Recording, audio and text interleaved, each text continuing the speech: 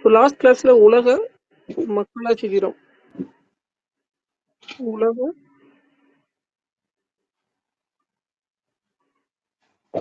மக்களாட்சி தினம் இன்னைக்கு அப்படின்னா செப்டம்பர் 15, 2007. ஓகேங்களா? வேர்ல்டு டெமோக்ராட்டிக் டே அப்படின்னு சொல்லி நேற்று நான் பார்த்துருப்போம். உலக மக்களாட்சி தினம் அப்படின்னு சொல்லி நேற்று நம்ம பார்த்தது. ஓகேங்களா? செப்டம்பர் 15. ஓகே, நெக்ஸ்ட் வந்து பார்த்தீங்கன்னா என்ன பார்த்துருக்குறோம் அப்படின்னா, அடுத்து வெயிட் பண்ணுங்க. நீங்க நியூ டாபிக் எதுல இருந்து பார்க்க போறோம் அப்படின்னா, உலகெங்கும் மக்களாட்சி. ஓகேங்களா? ஃபர்ஸ்ட் நோட் பண்ணீங்க. நியூ டாபிக் உலகெங்கும் மக்களாட்சி. உலகெங்கும் மியூட் பண்ணிருக்கேன், ஆனா வீடியோ ரெக்கார்ட் ஆகுது.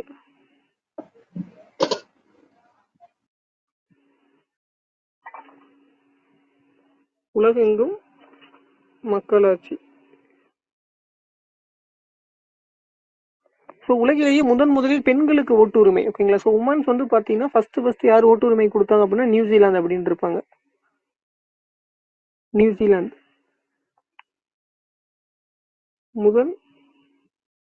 முதலில் ஓட்டு உரிமை உமன்ஸுக்கு வந்து பார்த்தீங்கன்னா எந்த கண்ட்ரிஸ் அப்படின்னு கேட்டிருக்காங்க ரீசெண்ட் டிஎன்பிசியில். எந்த நாடு அப்படின்னா உலக அளவில் பெண்களுக்கு வந்து பார்த்தீங்கன்னா நியூசிலாந்து. உலகிலேயே முதலில் பெண்களுக்கு ஓட்டுரிமை அளித்த நாடு நியூசிலாந்து. 1893,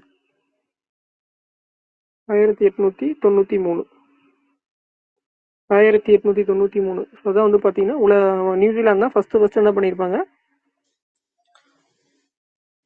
ஓட்டிங் ரைட்ஸ் உமன்ஸ் கொடுத்துருப்பாங்க. அடுத்தது யூகே, அதுக்கப்புறம் அமெரிக்கா அப்படின்னு இருக்கிறாங்க.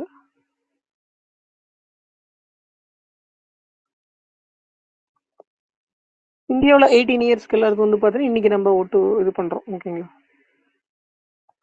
Universal adult franchise. இதுதான் பேசிக்ஸ் இதில். அடுத்து வந்து பார்த்தீங்கன்னா பழமையான மக்களாட்சி மற்றும் நாடுகள். உலகிலேயே வந்து பார்த்தீங்கன்னா இப்போ எக்ஸாம்பிள் வந்து பார்த்தீங்கன்னா உலகிலேயே பழமையான மக்களாட்சி நாடுகள் எதுனா எங்கெங்க ஃபார் எக்ஸாம்பிள் பொலிட்டிக்கல்ஸோடைய அரசியல் தத்துவத்தோட அடித்தளமே வந்து பார்த்தீங்கன்னா கிரேக்கம் தான். அதான் நம்ம மக்களாட்சியின் பிறப்பிடம் எந்த நாடு? மக்களாட்சி பிறப்பிடம் கிரேக்கம். இதை நேற்று நான் பார்த்துருப்போம். மக்களாட்சியின் பிறப்பிடம் எங்க சார் அப்படின்னா கிரீஸ். ஓகேங்களா? 5ஆம் நூற்றாண்டு. இப்போ அரசியல் தத்துவத்தின் அடித்தளமும் எங்க சார் அப்படின்னா கிரீஸ் தான், கிரேக்கம் தான். அரசியல் தத்துவத்தின் அடித்தளம், அரசியல்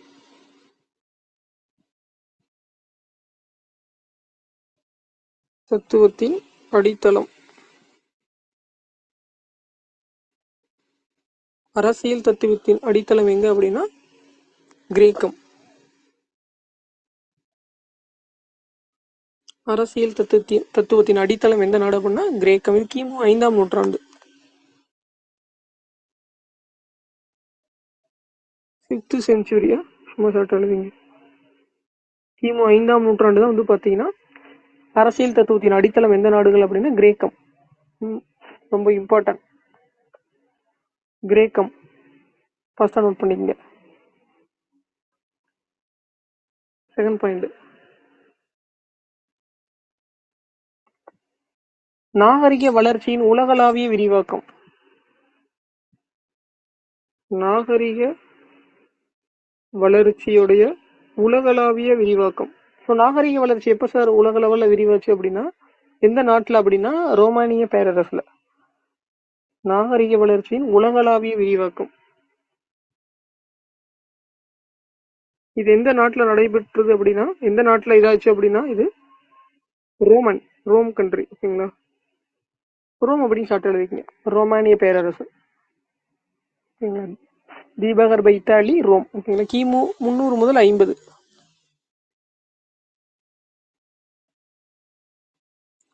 இது ரொம்ப இம்பார்ட்டன்ட். நாகரிக வளர்ச்சி எந்த இடத்துல ஸ்டார்ட் ஆச்சு அப்படின்னா ரோமானிய பேரரசு. அரசியல் தத்துவத்தின் அடித்தளம் அப்படின்னா கிரேக்கம்.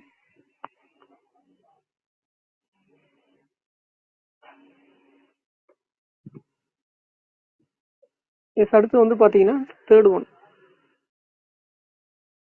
ஒன் பழமையான அரசியலமைப்பு தற்போது நடைமுறைகிறது எந்த நாட்டில் அப்படின்னா சான் மரினோஸ். பழமை ரொம்ப பழைய. இப்போ நம்ம இந்தியாலாம் வந்து பார்த்தீங்கன்னா நம்ம யூகே 60 நாட்டில் இருந்து அரசியலமைப்பு எழுதியிருப்போம். ஓகேங்களா? அது மாதிரி பழமையான அரசியலமைப்பு இப்பயும் பிரசன்ட்ல எங்க இருக்குது அப்படின்னா பழமையான அரசியலமைப்பு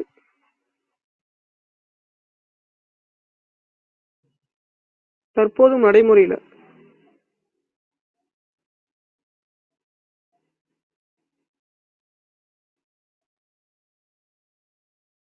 எங்க சார் இருக்குது அப்படின்னா சான் மரினோஸ். சான் மரினோஸ்.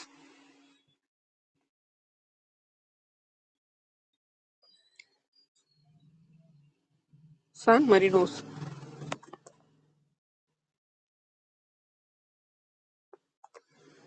பழமையான அரசமைப்பு தற்போது நடைமுறையில் உள்ளது.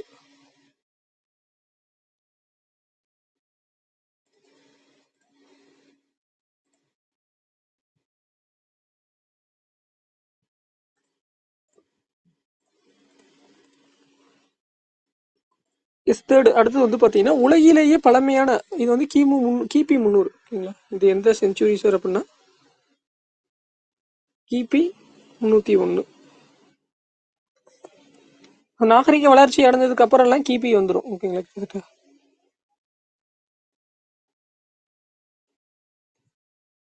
நெக்ஸ்ட் ஒன்று, உலகிலேயே பழமையான நீண்ட காலமாக செயல்பட்ட ஒரு நாடாளுமன்றம் எது அப்படின்னா ஐஸ்லாந்து. ஃபோர்த் ஒன்று, உலகிலேயே பழமையான மற்றும் நீண்ட காலமாக செயல்பட்ட ஒரு நாடாளுமன்றம்.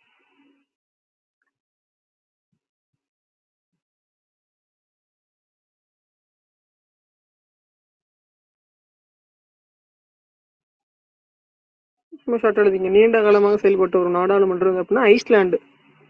அதாவது திங் வேலியர் அப்படின்னு இருப்பாங்க அந்த பிளேஸ்ல. ஐஸ்லாந்து.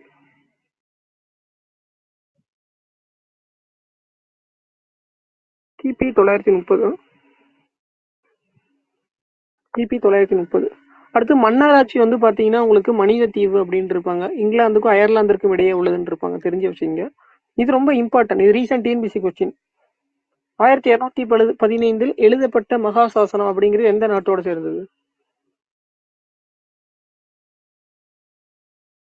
கிபி 13ஆம் செஞ்சுரி. கிபி 13ஆம் செஞ்சுரியில 1215 இது எந்த நாட்டோட சேர்ந்தது அப்படின்னா இங்கிலாந்து. இது ரொம்ப ரொம்ப இம்பார்ட்டன்ட். 1215 எழுதப்பட்ட மகாசாசனம் தான் மேக்னா கார்ட்டா அப்படிம்பாங்க.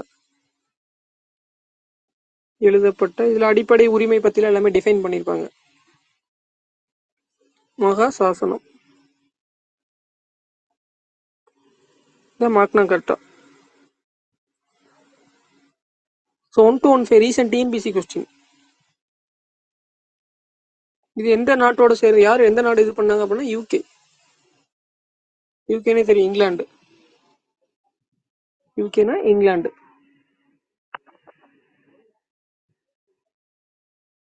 யூகே அப்படின்னா இங்கிலாந்து.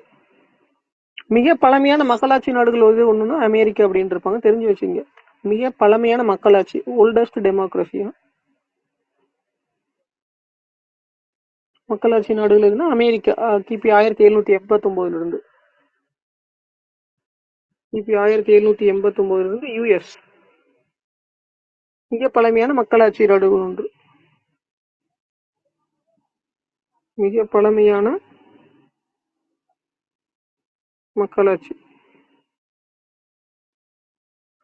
தெரிஞ்சு வச்சுங்க. ரொம்ப இம்பார்ட்டன்ட். இந்த டேபிள்ல இருந்து ஆல்ரெடி ஒரு கொஸ்டின்ஸ் கேட்டிருக்காங்க.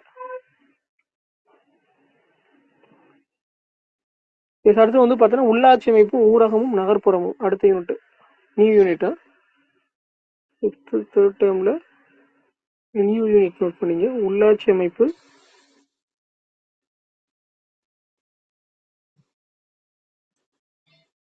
ஊரகமும் நகர்ப்புறமும்.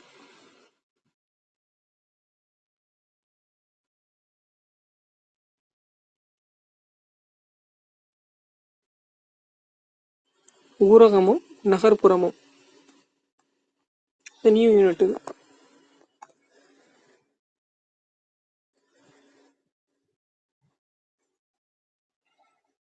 ஊரகமும் நகர்ப்புறமும்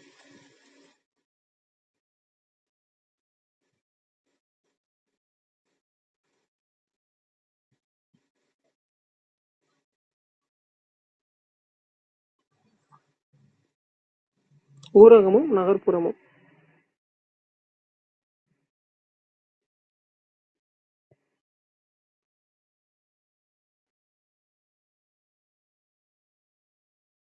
எஸ்.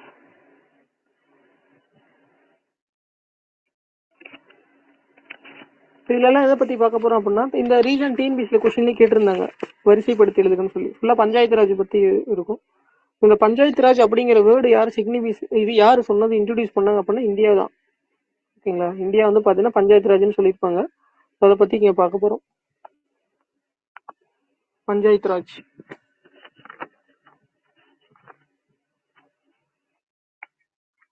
தமிழ்நாட்டுல வந்து பாத்தீங்கன்னா எத்தனை மாநகராட்சி இருக்குது? இப்போ ரீசன்ட் டிஎன்பிசிலேயே கேட்டிருக்கிறாங்க. ஓகேங்களா? இது ரொம்ப ரொம்ப இம்பார்ட்டன்ட். ஃபர்ஸ்ட் பாயிண்ட் நோட் பண்ணீங்க. தமிழ்நாட்டுல பிரசண்டா எத்தனை மாநகராட்சி இருக்குது அப்படின்னு கொஸ்டின் கேட்டிருக்கிறாங்க.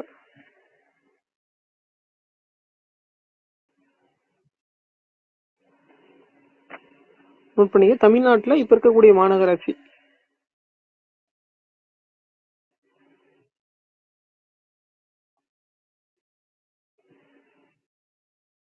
தமிழ்நாட்டில் இருக்கக்கூடிய மாநகராட்சி நோட் பண்ணீங்க. City municipal corporation.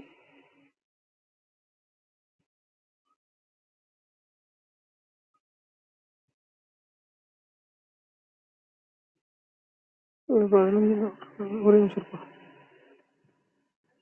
தமிழ்நாட்டிலே மாநகராட்சி எவ்வளவு மாநகராட்சி இருக்குது? சிட்டி முனிசிபல் கார்பரேஷன் தமிழ்நாட்டில் எவ்வளவு? ஃபர்ஸ்ட் வந்து பாத்தீங்கன்னா சென்னை தான். ஃபர்ஸ்ட் தான் சென்னை மாநகராட்சி. எந்த வருஷம் அப்படி டிஎன்பிசிலேயே கேட்டிருக்கிறாங்க. 29 செப்டம்பர் 1688. இந்தியாவிலேயே முதல் மாநகராட்சி எது அப்படின்னா சென்னை தான். 1688. 1688. கிரேட்டர் சென்னை கார்பரேஷன் அப்படிவாங்க. சென்னை தான் வந்து பாத்தீங்கன்னா முதல் மாநகராட்சி. இந்தியாவிலேயே முதல் மாநகராட்சி சென்னை தான். 1688. ரொம்ப இதெல்லாம் டிஎன்பிசி கொஸ்டின். பிரசண்டா எவ்வளவு இருக்குது? ஸ்கூல் புக்ல 15 தான் கொடுத்துருப்பாங்க. வெப்சைட்லயும் 15 தான் போட்டிருக்காங்க. 15வது வந்து பாத்தீங்கன்னா நோட் பண்ணீங்க. 15வது மாநகராட்சி எது அப்படின்னா 15வது மாநகராட்சி வந்து பாத்தீங்கன்னா ஆவடி.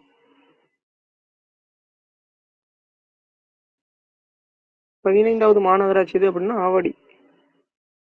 20வது மாநகராட்சி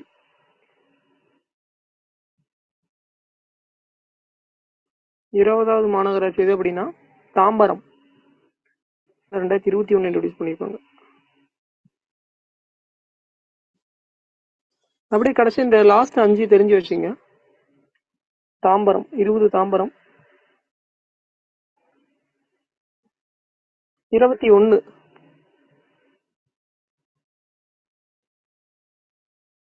21 வந்து பாத்தீங்கன்னா கும்பகோணம்.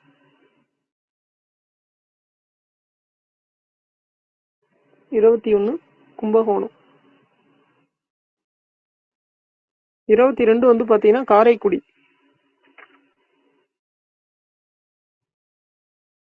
காரைக்குடி மாநகராட்சி. 23 நாமக்கல்.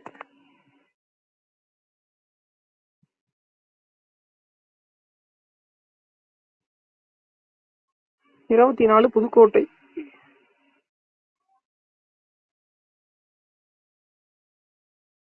25 வந்து பாத்தீங்கன்னா இப்ப 15 மார்ச் 2024, 3 மந்த்ஸ்க்கு முன்னாடி திருவண்ணாமலை.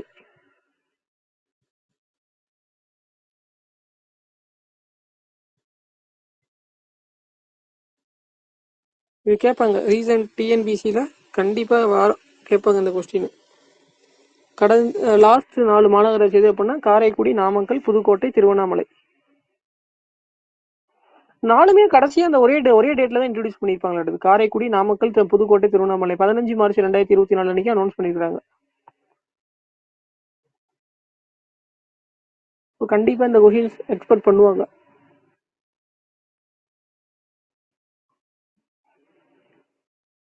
மாநகராட்சி.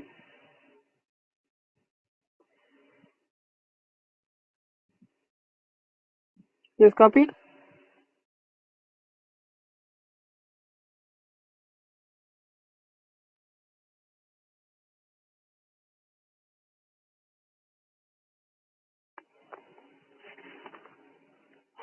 S, next.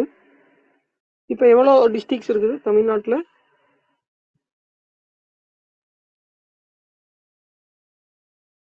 38 மாவட்டம். தமிழ்நாட்டில் எவ்வளோ மாவட்டங்கள்னா 38.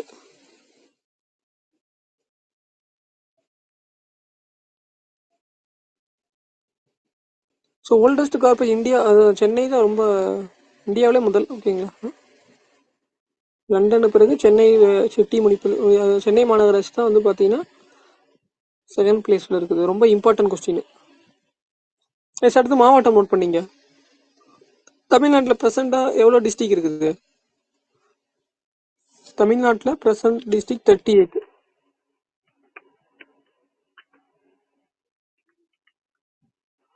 டிஎன் டிஸ்ட்ரிக் எவ்வளோ சார் அப்படின்னா ப்ரெசென்ட்டில் 38.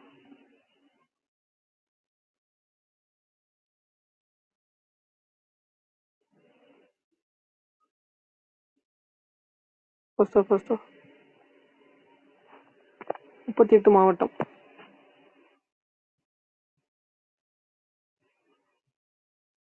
கடைசியாக 38 விருதுநகர் இல்லை இது ஸ்கொயர் வச்சு சொல்லியிருக்கிறாங்க. லாஸ்ட்டாக 38வது டிஸ்ட்ரிக் என்ன அனௌன்ஸ் பண்ணாங்க? மயிலாடுதுறை. மயிலாடுதுறை. எஸ், 38வது மாவட்டம் வந்து பார்த்தீங்கன்னா மயிலாடுதுறை. இப்போ கொஸ்டின்ஸ் இப்படி தான் கொஸ்டின் கேட்குறாங்க. லாஸ்ட் 4 மாநகராட்சி, 4 மாவட்டம், இந்த மாதிரி மாவட்டமாக பிரியும் போது வந்து பார்த்தீங்கன்னா அந்த பக்கம் ஆல்ரெடி இருந்த டிஸ்ட்ரிக்ட்ல ஏதாவது இதாச்சு அப்படின்னா உங்களுக்கு இதோட வந்துடும். மயிலாடுதுறை எந்த டிஸ்ட்ரிக்டோட இருந்ததோ அதில் இருந்தது வந்து பார்த்தீங்கன்னா இப்போ உங்களுக்கு இங்கே மயிலாடுதுறைக்கு வந்து ஜாயின் ஆயிரும். ஸோ அது பின்னாடி பார்த்துக்கலாம் நம்ம கரண்ட் அஃபேர்ஸ் படிக்கும்போது. இப்போ மயிலாடுதுறையில் என்ன ஃபேமஸ் அப்படின்னு தெரிஞ்சிருக்கணும். இந்த புதுசாக டிஸ்ட்ரிக் கொண்டு வந்தது எல்லாம் அப்படி தான் கொஸ்டின் கேட்குறாங்க. புதுசாக மாநகராட்சி கொண்டு வந்தது, டிஸ்ட்ரிக் கொண்டு வந்தது, அங்கே ஏதாவது இது இருக்குதா அப்படின்னா அது என்ன பிளேஸ் அப்படின்னு கேட்குறாங்க கொஸ்டின்ஸில். போக போக நம்ம கொஞ்சம் ப்ரீஃபாக பார்த்துக்கலாம்.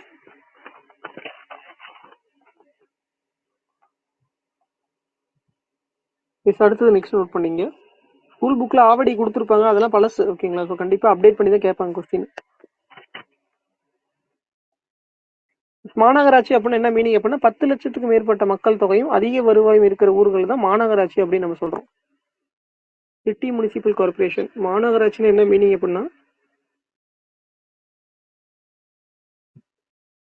10 லட்சம்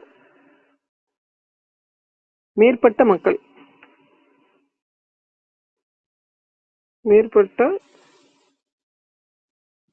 மக்கள் தொகை, இதுதான் வந்து பாத்தீங்கன்னா மாநகராட்சி அப்படின்னு சொல்றோம். 10 லட்சத்துக்கும் மேற்பட்ட மக்கள் தொகை தான் நம்ம மாநகராட்சி அப்படின்னு சொல்றோம். நோட் பண்ணிக்க, ரொம்ப இம்பார்ட்டன்ட். இந்த ஸ்கூல் புக்ல 14 தான் கொடுத்துருக்காங்க. இப்போ 25 தெரிஞ்சு வச்சுக்கணும். எஸ்,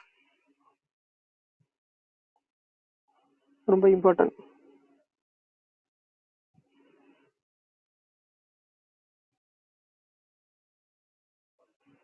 சென்னை மாநகராட்சி இப்போ எழுதி போட்டது. அது வந்து பார்த்தீங்கன்னா இந்தியாவின் மிக பழமையான உள்ளாட்சி அமைப்பு அப்படின்னு இருப்பாங்க, தெரிஞ்சு வச்சுங்க. எஸ், அடுத்து ரெண்டாவது வந்து பார்த்தீங்கன்னா நகர்ப்புறத்தை என்னென்னு சொல்றாங்க அப்படின்னா மாநகராட்சி, நகராட்சி, பேரூராட்சி. ஓகேங்களா? நோட் பண்ணீங்க. ரெண்டா டிஃபைன் பண்ணுவாங்க. ஒன்று வந்து பார்த்தீங்கன்னா நகர்ப்புறம், இன்னொன்று நம்ம கிராமப்புறம் அப்படின்னு சொல்லுவோம். S, urban, rural. நகர்ப்புறம், இன்னொன்று நம்ம கிராமம் அப்படின்னு சொல்லுவோம். நகர்ப்புறம், கிராமப்புறம் அப்படின்னு தான் நம்ம எப்பயுமே டிஃபைன் பண்ணுவோம். அதில் எப்படி டிஃபைன் பண்ணுறாங்கன்னா நகர்ப்புறத்தை மாநகராட்சி, நகராட்சி, பேரூராட்சி அப்படிங்கிறாங்க.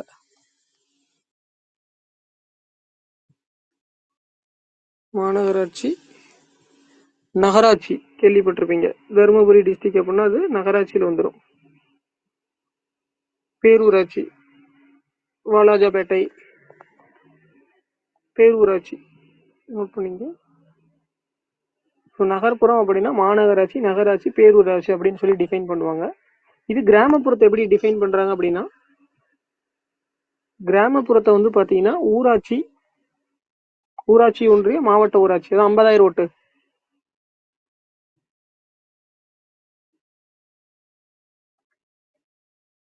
ஊராட்சி,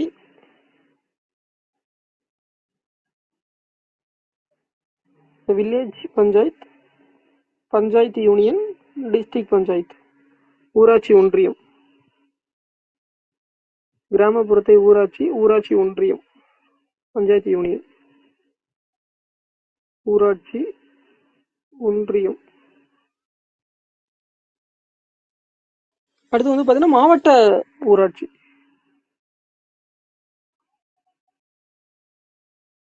மாவட்ட ஊராட்சி மேல கூட எழுதிக்கிங்க. தேர்டு ஒன்று மாவட்ட ஊராட்சி. இது வந்து பாத்தீங்கன்னா கிராமத்துல ஊராட்சி, ஊராட்சி ஒன்றியம், மாவட்ட ஊராட்சின்னு பிரிப்பாங்க. நகர்ப்புறத்துல மாநகராட்சி, நகராட்சி, பேரூராட்சி. மிஸ் கிளியரா புரிஞ்சிருச்சுங்களா? Hello, S. இப்போ இந்த கொஸ்டின் ஒன்று கேட்டிருந்தாங்க ரீசன்ட் டிஎன்பிஎஸ்சிலையுமே. தமிழ்நாட்டில் மாநகராட்சிக்கு அடுத்தபடியே இருக்கிறது எது வரும்? ஆப்ஷன் சொல்லுங்க இதை பார்த்து. மாநகராட்சிக்கு அடுத்து எதுல வரும்? 10 லட்சத்துக்கு மேல இருந்தால் மாநகராட்சின்னு சொல்றோம். அடுத்தது நகர்ப்புறத்துல மாநகராட்சி. ஓகே, 10 லட்சத்துக்கு மேல இருந்தா மாநகராட்சி அப்படின்னு நம்ம பார்த்துட்டோம். மாநகராட்சி அப்படின்னா 10 லட்சத்துக்கு அதிகம்னு சொல்லி. ரெண்டாவது, இதுக்கு அடுத்து நெக்ஸ்ட் என்ன வரும்? மாநகராட்சிக்கு அடுத்து வந்து பாத்தீங்கன்னா செகண்ட் ஒன்று நகராட்சி. நகராட்சி எவ்வளவு பேர் அப்படின்னா 1 லட்சத்துக்கு அதிகமாக இருக்கிறாங்க அப்படின்னா.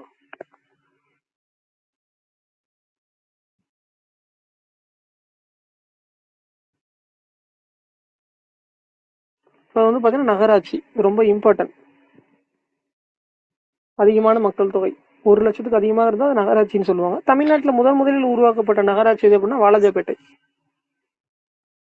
தமிழ்நாட்டில் ஃபர்ஸ்ட் உருவாக்கப்பட்ட நகராட்சி எது அப்படின்னா வாலாஜாபேட்டை. கேள்விப்பட்டிருப்பீங்க, வாலாஜாபேட்டை.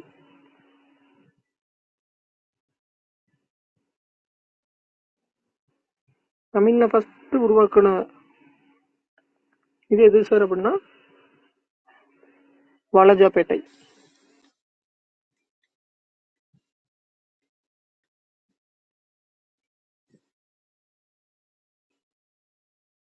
ஸோ இப்போ மாநகராட்சி என்னன்னு தெரிஞ்சிருச்சு, நகராட்சி என்னன்னு தெரிஞ்சிருச்சு.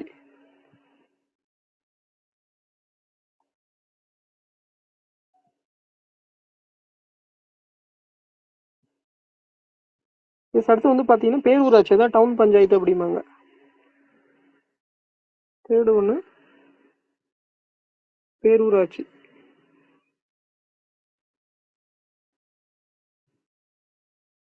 இது வந்து பாத்தீங்கன்னா 10,000க்கு மேல இருந்தாங்க அப்படின்னா அது வந்து நம்ம என்ன சொல்றோம்? பேரூராட்சி அப்படின்னு இருக்கோம்.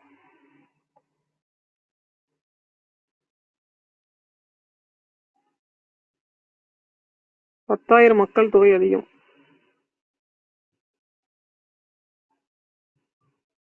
அதை வந்து பாத்தீங்கன்னா நம்ம பேரூராட்சி அப்படின்னு இருக்கோம். இந்தியாவிலேயே முதன்முறையாக பேரூராட்சி என்ற உள்ளாட்சி அமைப்பு எங்க ஏற்படுத்தினாங்கன்னா தமிழ்நாட்டில் தானா.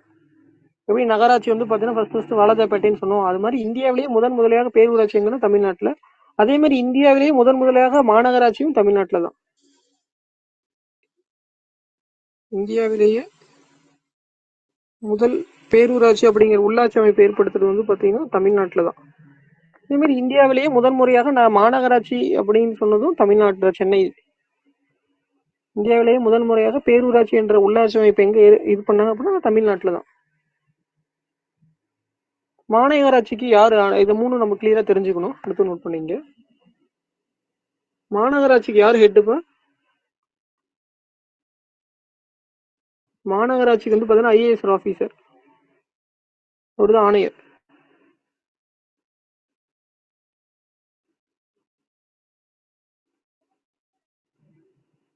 சேலம் மாநகராட்சி, அவர் ஐஏஎஸ் ஆபீசர் தான் வந்து பாத்தீங்கன்னா கமிஷனர். நகராட்சிக்கு வந்து பாத்தீங்கன்னா நகராட்சி ஆணையர். ஆணையர்னா கமிஷனர் இருக்கும். நகராட்சிக்கு வந்து பாத்தீங்கன்னா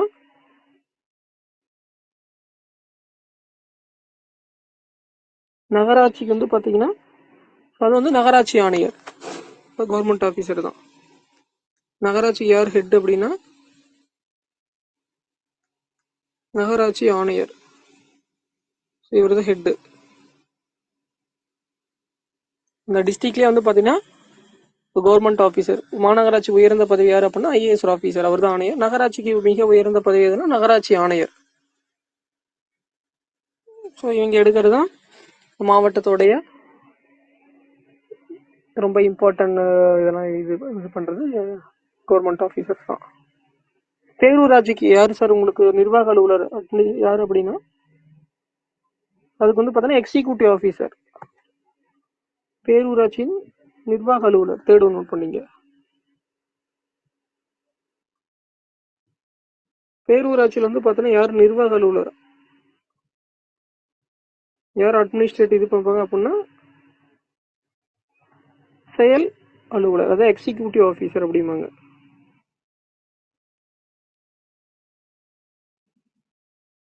executive officer EO.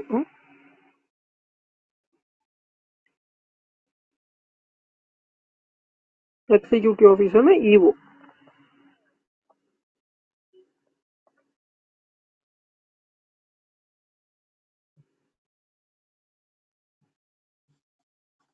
Executive officer யார் அப்படின்னா இஓ.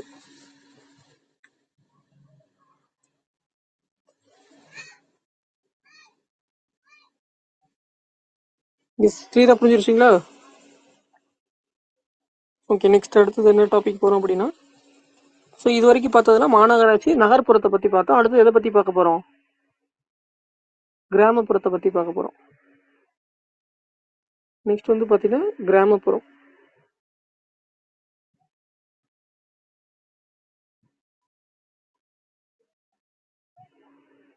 நெக்ஸ்ட் வந்து பார்த்தீங்கன்னா கிராமப்புறத்தை பற்றி பார்க்க போகிறோம்.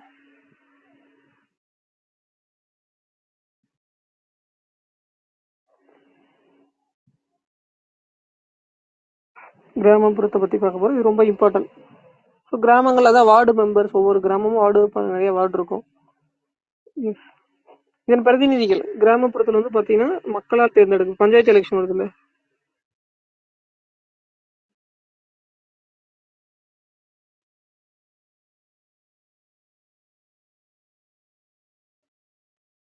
மக்களால் தேர்ந்தெடுக்கின்றன.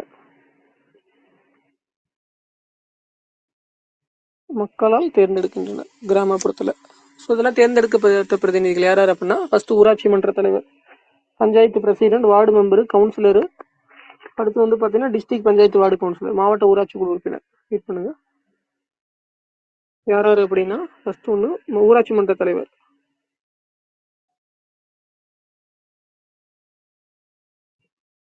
ஊராட்சி மன்ற தலைவர்.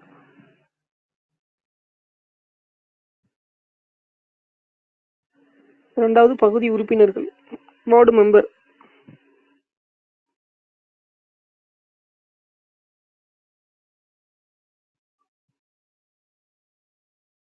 தேர்ட் ஒன்று ஊராட்சி ஒன்றிய உறுப்பினர், கவுன்சிலர்.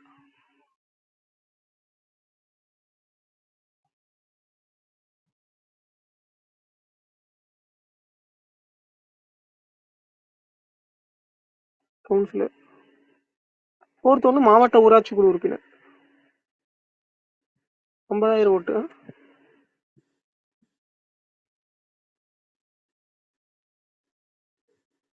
மாவட்ட ஊராட்சி குழு உறுப்பினர். இந்த ஆர்டர் கிளியரா தெரிஞ்சிருக்கணும். ஊராட்சி மன்ற தலைவர், பகுதி உறுப்பினர், ஊராட்சி ஒன்றிய உறுப்பினர், மாவட்ட ஊராட்சி குழு உறுப்பினர். இந்த 4 பேர்த்த பத்தி பார்க்க போறோம், யார் யாரு அப்படின்னு சொல்லி.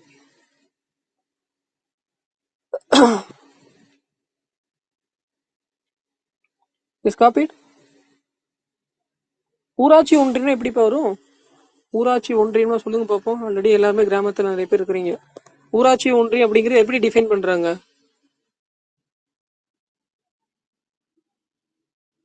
ஊராட்சி ஒன்றியம் அப்படிங்கிறது எப்படி டிஃபைன் பண்றாங்க? எதை பேஸ் பண்ணி டிஃபைன் பண்றாங்க? நிறைய கிராமம், இப்போ ஒரு எக்ஸாம்பிள் வந்து பாத்தீங்கன்னா ஒரு 4 கிராமத்துக்கு சேர்ந்ததா வந்து பாத்தீங்கன்னா ஒரு ஊராட்சி ஒன்றியமா இருக்கும். ஓகேங்களா? ரொம்ப இம்பார்ட்டன்ட். ஸோ அதில் வந்து பாத்தீங்கன்னா பகுதி வார்டு மெம்பர் இருப்பாங்க, கவுன்சிலர் இருப்பாங்க. ஓகேங்களா? இப்போ 4 கிராமம் இருக்கும்.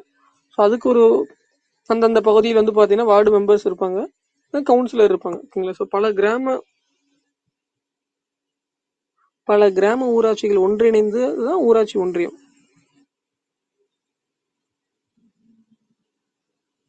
பல கிராம ஊராட்சி இணைந்ததுதான் வந்து பாத்தீங்கன்னா ஊராட்சி ஒன்றியம் அப்படின்னு இருப்பாங்க. ஸோ ஒவ்வொரு ஊராட்சியிலும் ஒவ்வொரு ஊராட்சி ஒன்றிய உறுப்பினர், அதாவது கவுன்சிலர் இருப்பாங்க.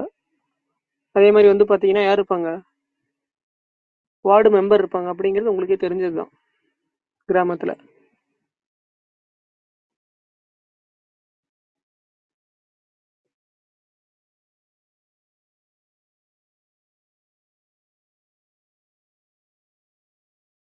ஊராட்சி ஒன்றியம் வகுறது வந்து பாத்தீங்கன்னா நம்ம ஊராட்சி மன்ற தலைவர் கிடையாது, ஊராட்சி ஒன்றியம். ஊராட்சி ஒன்றியம் கிட்டத்தட்ட வந்து பாத்தீங்கன்னா உங்களுக்கு என்னதான் சொல்றாங்க, கவுன்சிலர் தான். ஓகேங்களா, பிராக்கெட் எழுதிங்க, கவுன்சிலர்.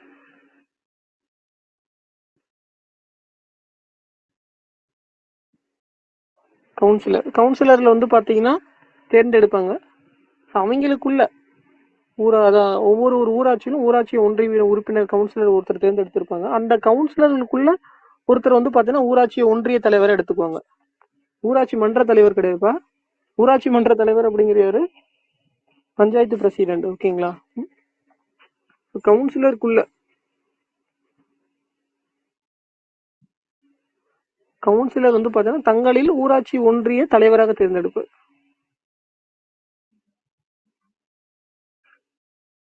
ஊராட்சி ஒன்றிய தலைவர், ஊராட்சி ஒன்றிய தலைவர், துணைத் தலைவர் தேர்ந்தெடுத்துக்குவாங்க. பஞ்சாயத்து தலைவர் கிடையாது, ஊராட்சி மன்ற தலைவர் அவரு வேற. அவர் வந்து பாத்தீங்கன்னா பஞ்சாயத்து பிரசிடென்ட், பகுதி உறுப்பினர்கள் வேற, வார்டு மெம்பர்ஸ். இது வந்து ஊராட்சி ஒன்றிய உறுப்பினர் கவுன்சிலர். கவுன்சிலர் வந்து பாத்தீங்கன்னா தங்களுக்குள்ள ஒருத்தர் வந்து பாத்தீங்கன்னா ஒரு தலைவரையும் ஒரு துணைத் தலைவரும் தேர்ந்தெடுத்துக்குவாங்க. ஊராட்சி ஒன்றிய தலைவர், துணைத் தலைவர். இது ரொம்ப ரொம்ப இம்பார்ட்டன்ட். கவுன்சிலர்களுக்குள்ள எல்லாம் சேர்ந்து வந்து பாத்தீங்கன்னா ஒரு தலைவர், துணைத் தலைவர் தேர்ந்தெடுத்துக்குவாங்க. சேர்மன் தான் சார். Yes, chairman. ஊராட்சி தலைவர், ஊராட்சி துணைத் தலைவர். ஊராட்சி துணைத் தலைவர்.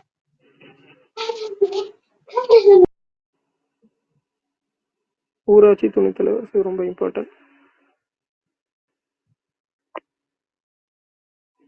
இது வந்து கவுன்சிலருக்குள்ள எடுத்துக்கிறது. அடுத்து 4th ஒன் வந்து இதுல யார் ஹெட் அப்படின்னா, இங்க ஊராட்சி இப்ப எக்ஸாம்பிள் கிராமத்துல தெரியும், எப்படி இருந்தாலும் கண்டிப்பா ஒரு பிடிஓ ஆஃபீஸ் இருக்கும். நிர்வாக அலுவலர் யார் அப்படின்னா பிளாக் டெவலப்மெண்ட் ஆஃபீஸர்.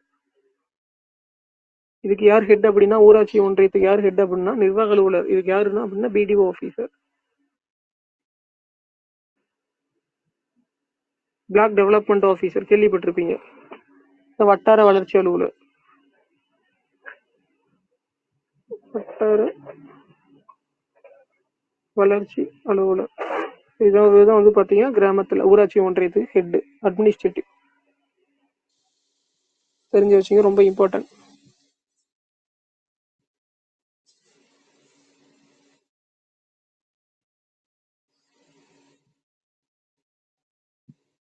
அடுத்து 4th ஒன்னு மாவட்ட ஊராட்சி, district panchayat. District panchayat by ward councillor. ஓகேங்களா, மாவட்ட ஊராட்சி இது ரொம்ப இம்பார்ட்டன்ட்.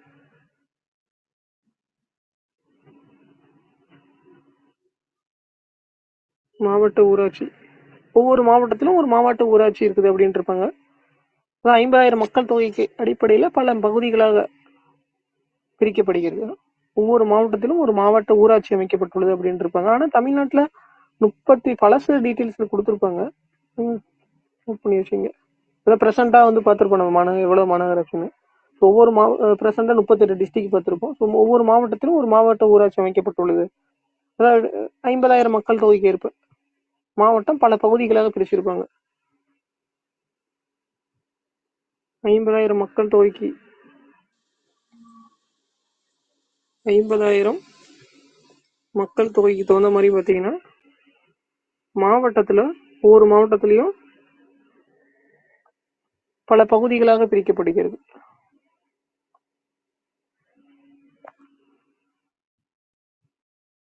கேள்விப்பட்டிருப்பேன் 50,000 ஓட்டு அப்படின்னு சொல்லி. ஒவ்வொரு மாவட்டத்திலும் ஒரு மாவட்ட ஊராட்சி இருக்குது. 50,000 மக்கள் தொகை அடிப்படையில் மாவட்டம் பல பகுதிகளாக பிரிக்கப்படுகிறது. District panchayat ward. Ward member யார்? பகுதி உறுப்பினர்களை கிராம ஊராட்சி மக்கள் தேர்தல் மூலம் தேர்ந்தெடுக்கப்படுகின்றனர். ஓகேங்களா, மாவட்ட ஊராட்சி குழு உறுப்பினர் மேலேயே பார்த்தோம். மாவட்ட ஊராட்சி குழு உறுப்பினர்கள் தங்களுக்குள் ஒருவரை வந்து பாத்தீங்கன்னா மாவட்ட ஊராட்சி குழு தலைவரா தேர்ந்தெடுத்துக்கிறாங்க. S,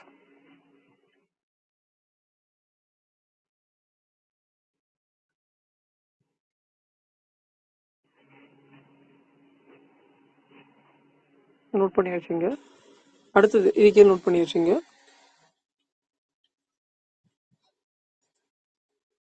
okay. பகுதி உறுப்பினர் வார்டு மெம்பர் மூலியமா என்ன பண்றாங்க? வார்டு மெம்பர் யார் தேர்ந்தெடுக்கிறது? பகுதி உறுப்பினர்கள் வந்து கிராம ஊராட்சி மக்கள் தேர்தல் மூலம் தேர்ந்தெடுக்கிறாங்க. அதெல்லாம் நீங்க ஓட் பண்றது உங்களுக்கே தெரியும். ஓகேங்களா? அதே மாதிரி மாவட்ட ஊராட்சி குழு உறுப்பினர்கள் இந்த 50,000 ஓட்டுல மாவட்ட ஊராட்சி குழு உறுப்பினர் தங்களுக்குள் ஒருவரை வந்து மாவட்ட ஊராட்சி குழு தலைவரா தேர்ந்தெடுத்துக்கிறாங்க. சேர்மேன் தங்களுக்குள் மாவட்ட ஊராட்சி குழு தலைவராகவும் தேர்ந்தெடுக்கப்படுகின்றனர்.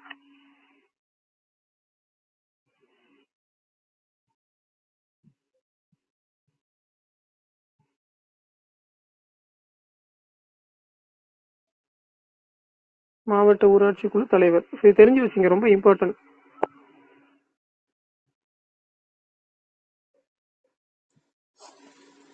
இந்த மாதிரி ஊராட்சி மற்றும் ஊராட்சி ஒன்றியின் வளர்ச்சி திட்டங்களை கண்காணிக்கவும் மேற்பார்வையிடவும் செய்கின்றனர் அப்படின்னு இருப்பாங்க. நம்ம பார்க்கறதுதான் உள்ளாட்சி அமைப்புகள் தேர்ந்தெடுக்கப்பட்ட மக்கள் பிரதிநிதிகளால் நிர்வகிக்கப்படுகின்றன. அது வார்டு மெம்பர். ஓகேங்களா? பகுதி எல்லாமே வார்டு மெம்பருமே எலெக்ஷன் நேரடி தேர்தல் மூலியமா தான் தேர்ந்தெடுக்கின்றன. ஓகேங்களா? அதே மாதிரி மாநகராட்சி தலைவரும் ஒரு சில டைம் வந்து பாத்தீங்கன்னா இவங்க அப்பப்ப இது ஏன்னா இந்த லோக்கல் கவர்மெண்ட் அப்படிங்கிறது உள்ளாட்சி அமைப்புங்கிறது யாரு கண்ட்ரோல் ஃபுல்லாவே? உள்ளாட்சி அமைப்பு அப்படிங்கிறது ஃபுல்லாவே ஸ்டேட் கண்ட்ரோல். மாநில அரசின் வழிகாட்டு நெறிமுறைகளை தான் இது பின்பற்றாங்க.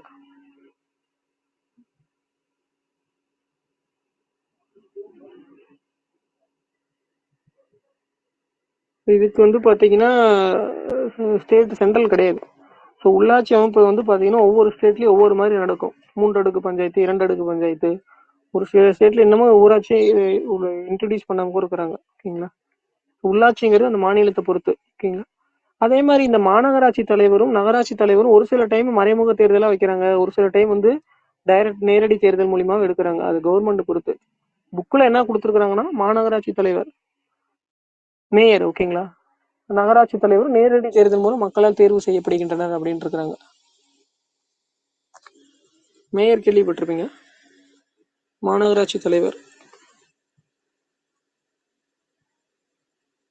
மாநகராட்சி தலைவரும் நகராட்சி தலைவர் சேர்மன்.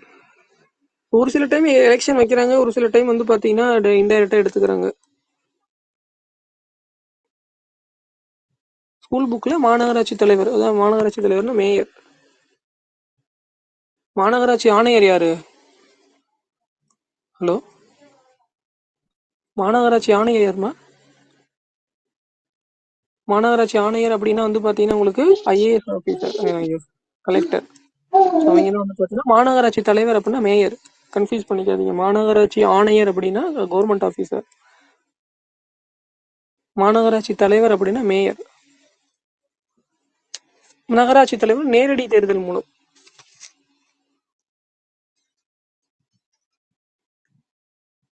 நேரடி தேர்தல்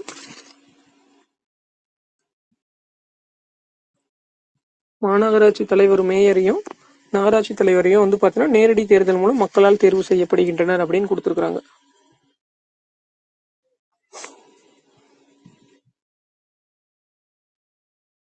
ரொம்ப இம்பார்ட்டன்ட். மாநகராட்சி தலைவர் அப்படிங்கிறது வேற, மாநகராட்சி ஆணையர் அப்படிங்கிறவர். ஆணையர்னா ஐஏஎஸ் ஆபீசர்.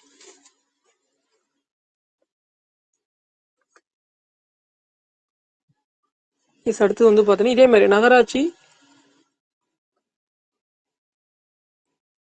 மாநகராட்சி துணைத் தலைவரும் நகராட்சி துணைத் தலைவரும் அந்தந்த பகுதி வார்டு உறுப்பினர்களாக தேர்வு செய்யப்படுகின்றனர்.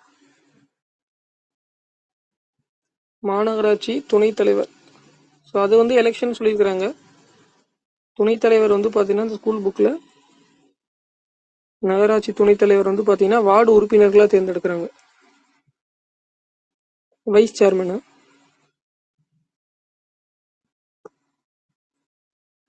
இதெல்லாம் யார் தேர்ந்தெடுக்கிறாங்கன்னா பகுதி உறுப்பினர்கள்.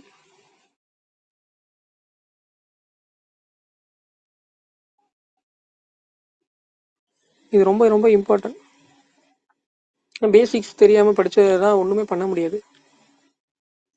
எஸ், இதெல்லாம் உங்களுக்கு தெரிஞ்சது தான்.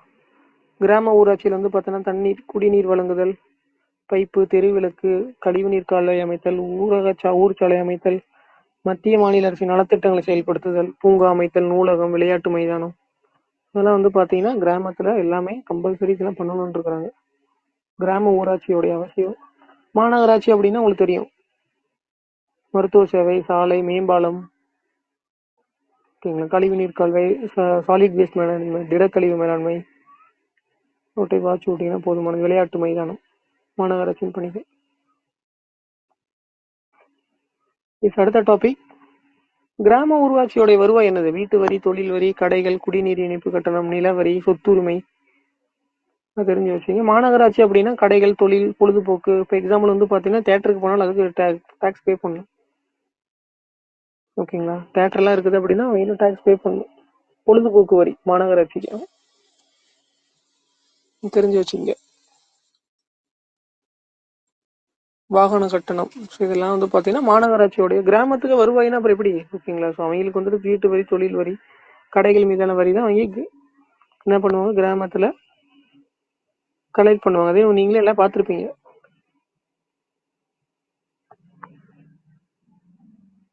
அடுத்து வந்து பார்த்தீங்கன்னா, அது சென்னை மாநகராட்சியில் வந்து எல்லாமே கடைகள்ல இந்த டேட்டுக்குள்ளே டேக்ஸ் கட்டினீங்க அப்படின்னா அமௌண்ட் கம்மி பண்ணுறோம் அப்படின்னு சொல்கிறாங்களா, நியூஸில் போட்டிருப்பாங்க, பார்த்துருங்க. சென்னை மாநகராட்சியில் வந்து பார்த்தீங்கன்னா இந்த டேட்டுக்குள்ளே வரியெல்லாம் கட்டிட்டீங்க அப்படின்னா பொழுதுபோக்கு வரி, தொழில் வரி, கடைகள் மீதான வரிலாம் இவ்வளோ இது கொடுக்குறோம் அப்படின்னு இருப்பாங்க. தெரிஞ்சு வச்சுங்க. அடுத்து கிராம சபை கூட்டம். கிராம சபை கூட்டம் ஒரு வருஷத்துக்கு எத்தனை டைம் நடைபெறுது? ஸ்கூல் புக்கில் வந்து பார்த்தீங்கன்னா 4 டைம் கொடுத்துருப்பாங்க. ப்ரெசெண்டாக எத்தனை டைம் நடைபெறுது? 6 டைம்ஸ். ஸ்கூல் புக்கில் 6 நாள் தான் கொடுத்துருப்பாங்க. ஜனவரி 26, அதான் ரிப்பப்ளிக் டே, இண்டிபெண்டன்ஸ் டே, மே 1 தொழிலாளர் தினம், அக்டோபர் 2 காந்தி ஜெயந்தி. எக்ஸ்ட்ரா 2 மட்டும் நோட் பண்ணி வச்சுங்க. இது அப்படின்னா உலக தண்ணீர் தினமும் தமிழ்நாடு தினம் நவம்பர் 16 நினைக்கிறேன், நவம்பர் 1. மார்ச் 22 உலக தண்ணீர் தினம்.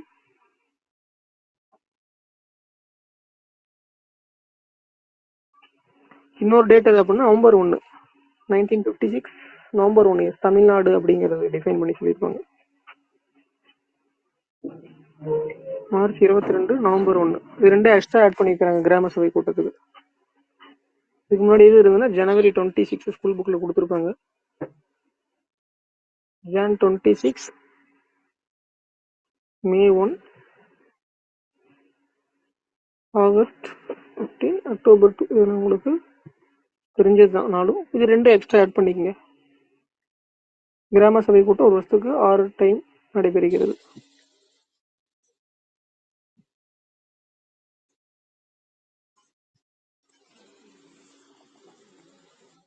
தேசிய ஊராட்சி தினம் வந்து ஏப்ரல் 24.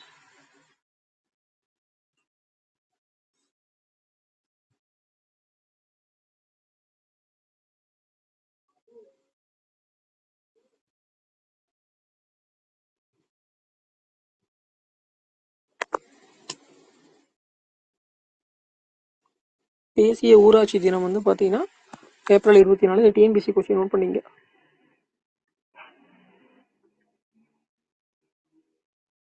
அடுத்து வந்து பார்த்தீங்கன்னா பஞ்சாயத்து ராஜோடைய சிறப்பு அம்சங்கள். கிராம சபை, 3 அடுக்கு உள்ளாட்சி அமைப்பு தமிழ்நாட்டில், நிதிக்குழு, பதவிக்காலம், பஞ்சாயத்து தேர்தல் கொடுத்துருப்பாங்க. பிரீஃபாக 9th படிக்கலாம். இதோட போதுமானது, அவ்வளோதான் இதில் கொடுத்துருக்குறாங்க. உள்ளாட்சியில் பெண்களின் பங்கு இதை நோட் பண்ணிங்க. Recent TNPSC question. உள்ளாட்சியில் லோக்கல் பாடி செலெக்ஷன் வந்து பார்த்தீங்கன்னா பெண்களுக்கு எவ்வளோ இடம் ஒதுக்கினா 33% இருந்தது 2011.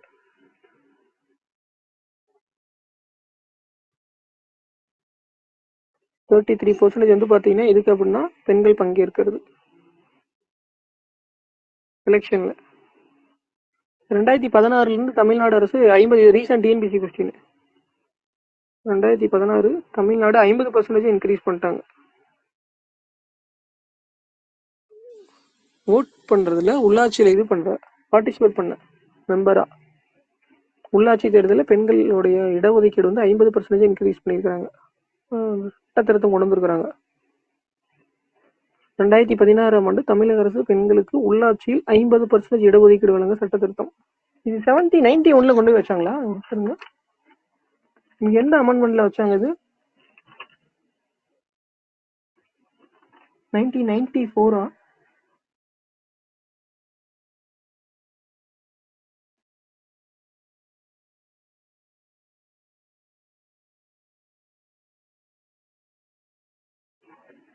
கொண்டு வந்து உள்ள வச்சாங்க. சரி பார்ப்போம். இதை மட்டும் நோட் பண்ணி பின்னாடி இந்த கொஸ்டின் கேட்டிருக்காங்க ரீசன்ட் டிஎன்பிசியில்.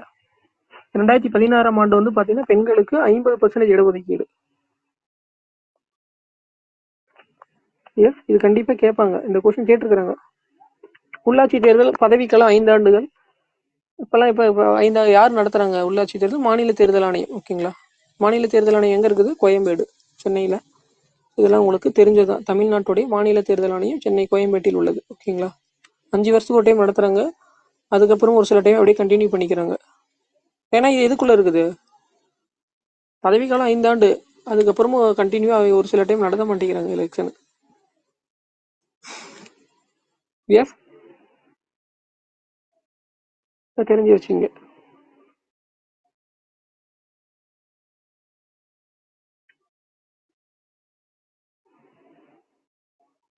அடுத்து 7th first term.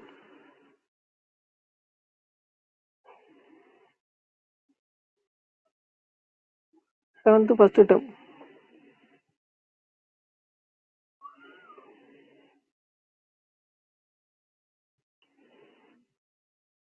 Seventh term one. இதெல்லாம் 7th கொஞ்சம் ஈஸியாக தான் இருக்கும். சமத்துவம், ஈக்குவாலிட்டி. அடுத்த யூனிட் வந்து பார்த்தீங்கன்னா சமத்துவம்,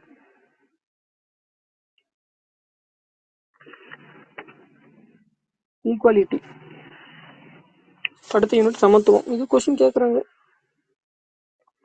ஈக்குவாலிட்டி அப்படின்னா கான்ஸ்டிடியூஷன் என்ன சொல்லுது? ஆல் ஆர் ஈக்குவல் அப்படின்னு சொல்லுது.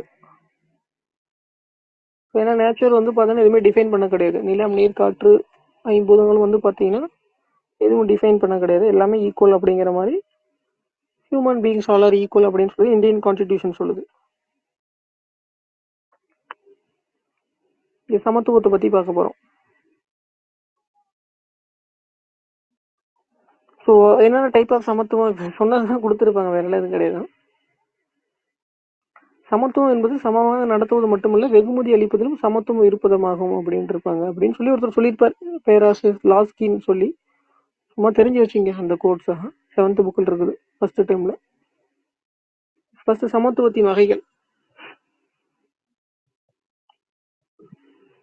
சமத்துவத்தின் வகைகள் ஃபர்ஸ்ட் என்ன சார் அப்படின்னா சமூக சமத்துவம்.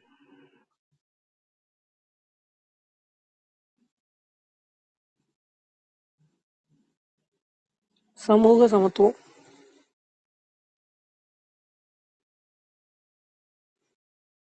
அனைத்து குடிமக்களும் சம தகுதியை அடைய கொண்டவர்களே சமூக சமத்துவம் அப்படின்னு இருப்பாங்க. எல்லாமே அனைத்து குடிமக்களும் வந்து பார்த்தீங்கன்னா all the citizens are equal அப்படிங்கிற மாதிரி சொல்லியிருப்பாங்க. ஓகேங்களா? சொசைட்டியில் எல்லாமே வந்து பார்த்தீங்கன்னா எல்லா அனைத்து குடிமக்களும் சம தகுதியை உடையவர்கள் சமூக சமத்துவம் அப்படின்னு இருப்பாங்க.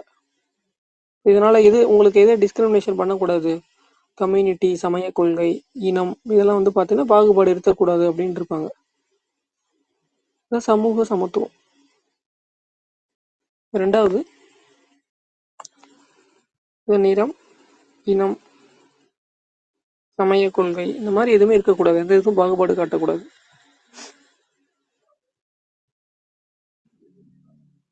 பாகுபாடு காட்டக்கூடாது.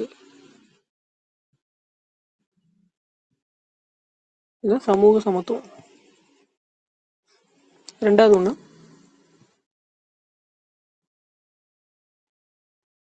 குடிமை சமத்துவம்.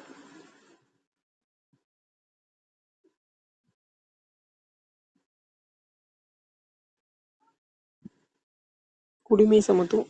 குடிமை சமத்துவம் அப்படின்னு விஷயம் என்ன சார் அப்படின்னா, அனைத்து குடிமக்களும் civil rights civil rights civil rights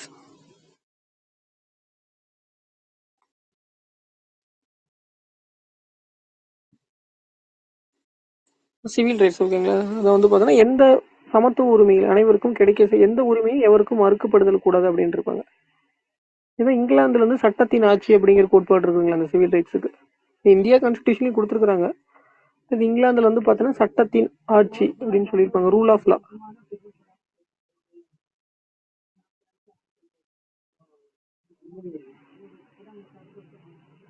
சட்டத்தின் ஆட்சி அப்படின்னு சொல்லி இங்கிலாந்துல.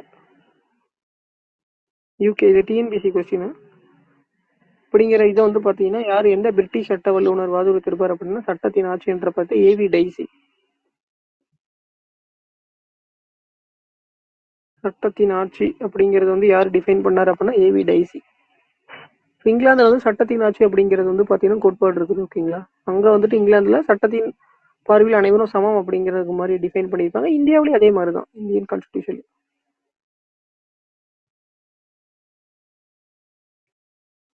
ரூல் ஆஃப் லா ஓகேங்களா.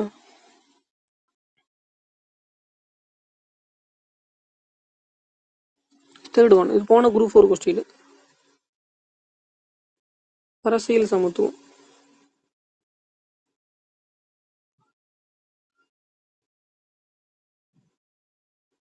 அரசியல் சமத்துவம் என்ன சொல்லுது அப்படின்னா வாக்களிக்கும் உரிமை. ஸோ எல்லாருமே 18 இயர்ஸ் கம்ப்ளீட் பண்ணால் எல்லாருமே வந்து பார்த்தீங்கன்னா நம்ம ஓட் பண்ணலாம் எலெக்ஷனில். வாக்களிக்கும் உரிமை. அடுத்து வந்து பார்த்தீங்கன்னா பொது அலுவலகத்தில் பங்கு கொள்ளும் ஓகேங்களா. Right to hold public office ஓகேங்களா. இதெல்லாம் போன டிஎன்பிசி கொஸ்டின். அதே கிராம சபை கூட்டம் பொதுவாக கவர்மெண்ட் ஆஃபீஸில் நம்ம போனால் எது வேணால் கேட்கலாம், இது பண்ணுறோம்.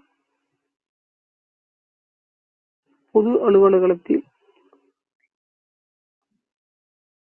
பங்கு கொள்ளும் உரிமை.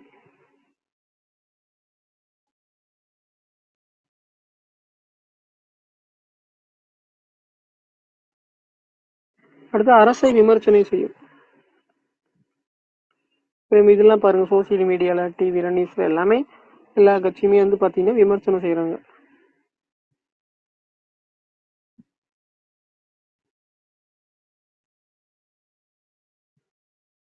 இதெல்லாம் வந்து பாத்தீங்கன்னா என்ன உரிமை, அரசியல் உரிமை, பொலிட்டிக்கல் ரைட்ஸ். இதெல்லாம் போன குரூப் 4 கொஸ்டின். அரசை விமர்சனை செய்யலாமா செய்ய முடியாதா, வாக்களிக்கலாமா வாக்களிக்க முடியாதா, பொது அலுவலகத்துல பங்கு கொள்ளலாமா பங்கு கொள்ள முடியாதா. போன குரூப் 4 கொஸ்டின் கேட்டிருப்பாங்க பாருங்க. அரசை விமர்சனம் செய்யும் உரிமை, வாக்களிக்கும் உரிமை, பொது அலுவலகத்தில் பங்கு கொள்ளும் உரிமை, இதெல்லாம் வந்து பாத்தீங்கன்னா அரசியல் சமத்துவம்.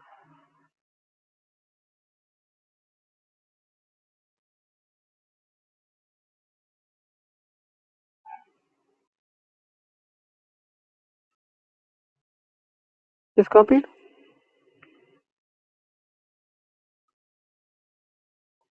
ஓகே. அடுத்து நெக்ஸ்ட் உங்களுக்கே தெரிஞ்சதான் 18 இயர்ஸ் கம்ப்ளீட் பண்ணா ஓட் பண்ணலாம் ஓகே. இந்தியாவின் முதல் பொது தேர்தல் என்னைக்கு நடந்தது, 1952ல ஓகே. 1920லேயே இந்தியாவில் எலெக்ஷன் நடந்திருக்கும் 1920ல்.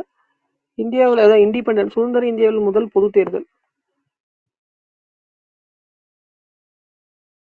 இந்தியாவில் முதல் பொது தேர்தல் வந்து பார்த்தீங்கன்னா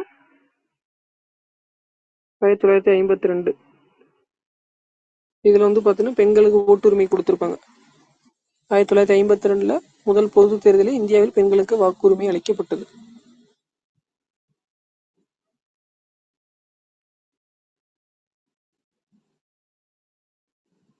தெரிஞ்சு வச்சுங்க, ரொம்ப இம்பார்ட்டன்ட். 1971ல் சுவிட்சர்லாந்தில் கொடுத்துருப்பாங்க. அதே மாதிரி அரசை விமர்சனம் செய்யலாம் என்ற உரிமை ஒரு முக்கியமான உரிமை என்பதோடு மக்கள் தங்களது மாறுபட்ட கருத்துக்களை பல்வேறு வகையிலும் தெரிவிக்கலாம் அப்படின்னு இருக்கிறாங்க.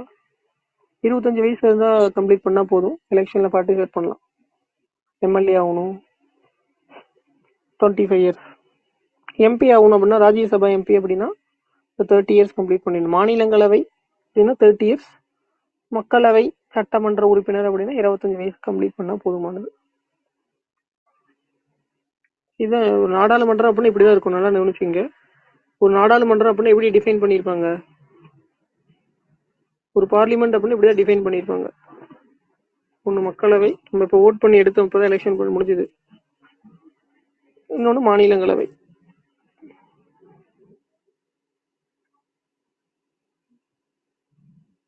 இதில் லோக்சபா, இது வந்து ராஜ்யசபா.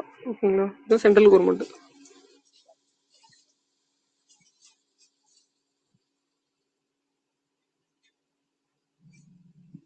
இதுதான் சென்ட்ரல் கவர்மெண்ட்டா.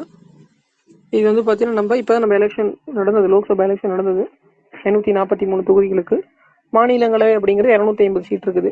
அதில் பின்னாடி பிரீஃபாக பார்ப்போம். ஸோ அவங்கள நம்ம தேர்ந்தெடுக்க மாட்டோம். எம்பிஸ், எம்எல்ஏஸ் தேர்ந்தெடுக்கிறாங்க ஒவ்வொரு ஸ்டேட்லேயும். தமிழ்நாட்டில் மாநிலங்களவை 18 சீட் இருக்குது அப்படின்னா யார் அதிகமாக இருக்கிறாங்களோ அவங்க அதுக்கு தகுந்த மாதிரி ரூலிங் பார்ட்டி வந்து பார்த்தீங்கன்னா அவங்க சூஸ் பண்ணி அனுப்பிச்சி விடுவாங்க.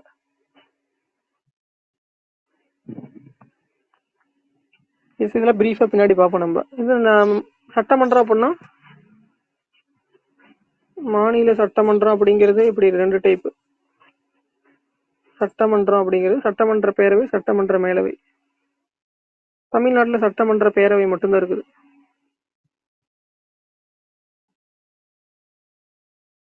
சட்டமன்ற மேலவை.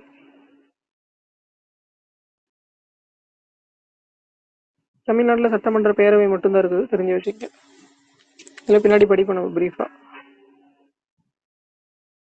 இதுதான் ஒரு சென்ட்ரல் கவர்மெண்ட் அப்படின்னா நாடாளுமன்றம். நாடாளுமன்றம் அப்படிங்கிறது மக்களவை, மாநிலங்களவை. மாநில சட்டமன்றம் அப்படிங்கிறது சட்டமன்ற பேரவை, சட்டமன்ற மேலவை. Legislative assembly, legislative council. இதெல்லாம் கொஞ்சம் பிரீஃபா பின்னாடி பார்ப்போம், வெயிட் பண்ணுங்க. அடுத்த டாபிக் பாலின சமத்துவம் அப்படின்னு கொடுத்துருப்பாங்க. அதில் ஒரு டைம் வாட்ச் விட்டீங்கன்னா உங்களுக்கே தெரியும். ஓகேங்களா, ஆண் பெண் இருவருக்கும் ஈக்குவல் ரைட்ஸ் அப்படிங்கிற மாதிரி.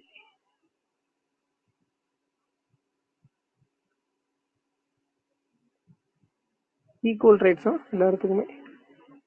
மேல் ஃபீமேல் கேண்டிடேட்டுக்கு எல்லாமே வந்து பார்த்தீங்கன்னா ஈக்குவல் ரைட்ஸ் அப்படின்னு டிஃபைன் பண்ணியிருப்பாங்க. அதை உள்ளாட்சியிலுமே 2016 50% இடஒதுக்கீடு. பாலின சமத்துவம்னு சொல்லி 2017ஆம் ஆண்டு நீடித்த நிலையான வளர்ச்சி, சஸ்டைனபிள் டெவலப்மெண்ட் வந்து பார்த்தீங்கன்னா யூனிசெஃப் நிறுவனம் டிஃபைன் பண்ணியிருப்பாங்க. யூனிசெஃப் 2014 நீடித்த நிலையான வளர்ச்சியில் பாலின சமத்துவம் அப்படிங்கிறது 5வது. மொத்தம் அவங்களுக்கு 17 குறிக்கோள் இருக்குது. சஸ்டைனபிள் டெவலப்மெண்ட் கோல் எஸ்டிஜி 17 குறிக்கோள் இருக்குது. சஸ்டைனபிள் டெவலப்மெண்ட் கோல் அப்படின்னா நீடித்த நிலையான வளர்ச்சி. அதில் வந்து பார்த்தீங்கன்னா யூனிசெஃப் வந்து டிஃபைன் பண்ணியிருக்கிறாங்க. பாலின சமத்துவம் அப்படிங்கிறது எத்தனாவது குறியீடு அப்படின்னா 5வது குறியீடு.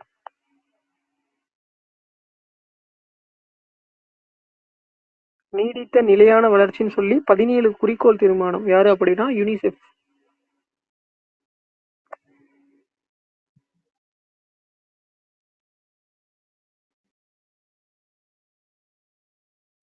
பாலின சமத்துவம் அப்படிங்கிறது எத்தனாவது குறிக்கோள் தீர்மானம்? 5வது தீர்மானம். ரொம்ப ரொம்ப இம்பார்ட்டன்ட். எஸ்காபேட் அது மனித மாண்பு அப்படின்னா சுயமரியாதை அப்படின்னு இருப்பாங்க. ஹியூமனிட்டி அப்படிங்கிறது ரொம்ப இம்பார்ட்டன்ட். சுயமரியாதை அப்படிங்கிறது ரொம்ப இம்பார்ட்டன்ட். அனைத்து அடிப்படை உரிமைகளும் தோன்றுகின்றன அப்படின்னு இருப்பாங்க. அடுத்து வாய்ப்பு மற்றும் கல்வியில் சமத்துவம் எல்லாமே ஈக்குவலாக தான் இருக்கணும் அப்படின்னு இருக்கிறாங்க. இந்தியன் கான்ஸ்டிடியூஷன் என்ன சொல்லுதுன்னு டிஃபைன் பண்ணிருக்குதுன்னு பார்க்க போறோம். இந்திய அரசியலமைப்பு.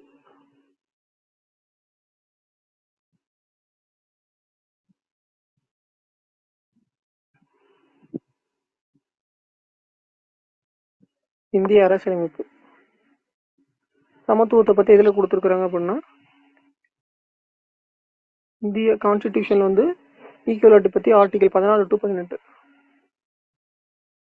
14 to 18 வந்து பாத்தீங்கன்னா உங்களுக்கு சமத்துவத்தை பத்தி டிஃபைன் பண்ணிருக்காங்க. ரொம்ப இம்பார்ட்டன்ட். கொஸ்டின் கேட்கறாங்க. இந்த ஆர்டிகல் 12 to 35 இருந்து ஒரு கொஸ்டின் வந்துருது, இல்லை 12 to 51 இருந்து ஒரு கொஸ்டின் கேட்டுறாங்க. பட் ஆனா குரூப் எதுவும் கேட்கல ஆர்டிகல் அமெண்ட்மெண்ட்லாம் இந்த டைம். அப்பப்ப ட்ரெண்ட் மாத்திக்குவாங்க, வேற எதுவும் கிடையாது. ஹலோ, ட்ரெண்டிங் கொஸ்டின் எப்பவுமே மாறிதான் வரும். இப்போ இந்த டைம் பாலிட்டி எப்படி கேட்டாங்களா, அடுத்த டைம் வேற ஒரு மாதிரி கேட்பாங்க ஒரு செட்டப்ல. போன டைம் ஆர்டிகல் அமெண்ட்மெண்ட் இருந்தது, இந்த டைம் கிடையாது. அடுத்த டைம் வேற ஏதாவது ஒரு புதுசா ஒரு லாஜிக் கொண்டுட்டு வருவாங்க.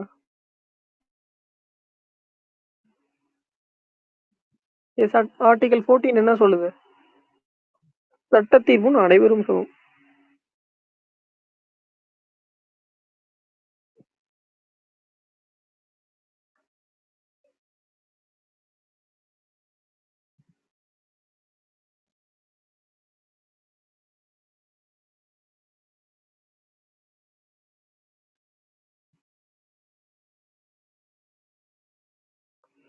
சட்டத்தின் முன் அனைவரும் சமம். ஆர்டிகல் 14 சட்டத்தின் முன் அனைவரும் சமம், தெரிஞ்சு வச்சுங்க. ஆர்டிகல் 15 15 வெறும் 15 தான். 15(1), 15(2), 15 சப்பிரிவுலாம் எதுவும் கிடையாது. ஓகேங்களா? பாகுபாட்டை தடை செய்கிறது, டிஸ்கிரிமினேஷன். இதுல 15(4) அப்படிங்கிறது வேற. வெயிட் பண்ணுங்க, பின்னாடி பார்க்கலாம். 15ங்கிறது பாகுபாட்டை தடை செய்கிறது, ஆர்டிகல் 15. ஏன்னா இந்த எக்கனாமிக்கலி வீக்கர் செக்ஷன்லாம் ஆர்டிகல் 15(4), 16(4) வச்சு கொண்டு வந்திருப்பாங்க. 10% இடஒதுக்கீடு. பொருளாதாரத்தில் பின்தங்கியவர்களுக்கு 10% இடஒதுக்கீடு கொண்டு வந்திருப்பாங்க கவர்மெண்ட். ஆர்டிகல் 16 பொது வேலைவாய்ப்பில் அனைவருக்கும் சம வாய்ப்பு அளிக்கிறது.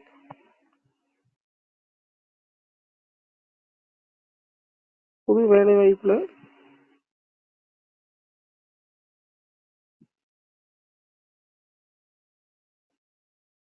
அனைவருக்கும் சம வாய்ப்பு. ஆர்டிகல் 16 வந்து பாத்தீங்கன்னா பொது வேலைவாய்ப்பில் அனைவருக்கும்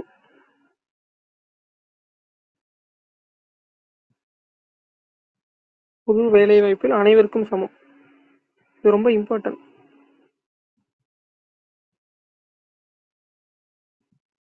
சம வாய்ப்பு. ஆர்டிகல் 17 இதெல்லாம் டிஎன்பிசி கொஸ்டின். தீண்டாமை ஒழித்தல், அன்டச்சபிலிட்டியா? தீண்டாமை ஒழித்தல், அன்டச்சபிலிட்டி. ஆர்டிகல் 18 வந்து பாத்தீங்கன்னா பட்டங்கள், டைட்டில்ஸ்லாம் வந்து பாத்தீங்கன்னா பட்டங்கள் அளித்து வேறுபடுத்தலை தடை செய்கிறது.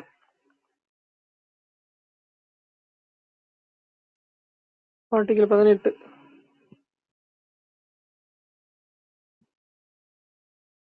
இப்போ எக்ஸாம்பிள் நைட்வுட் பட்டம் அந்த மாதிரி டைட்டில்ஸ் கொடுக்குறாங்க அப்படின்னா பட்டங்கள் அளித்து வேறுபடுத்துதலை தடை செய்கிறது.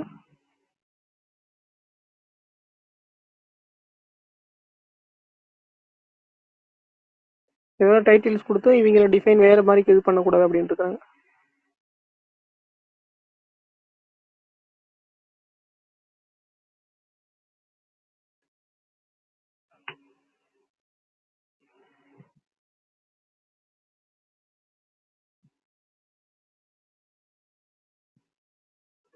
தெரிஞ்சு வச்சிங்கன்னா பேசிக் ஆர்டிகல்ஸ் கேட்குறாங்க.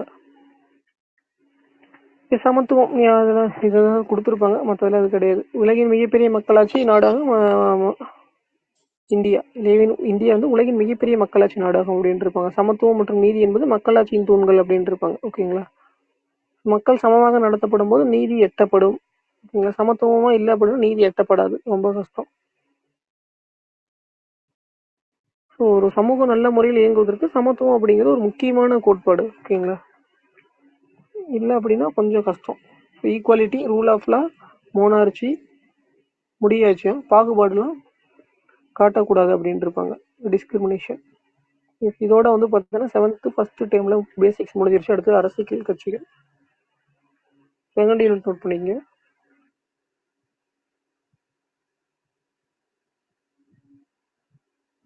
அரசியல் கட்சிகள், பொலிட்டிக்கல் பார்ட்டிஸ்.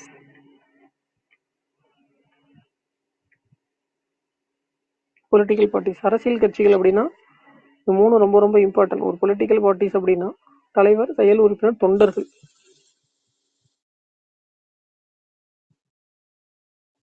ஒரு அரசியல் கட்சி வந்து பார்த்தீங்கன்னா 3 கூறுகள். இதுதான் கேட்பாங்க, அரசியல் கட்சி மொத்தம் எத்தனை கூறுகள்? ஒரு அரசியல் கட்சினா 3 கூறுகள் இருக்கும். என்னென்ன சார் அப்படின்னா தலைவர், செயல் உறுப்பினர், தொண்டர்கள்.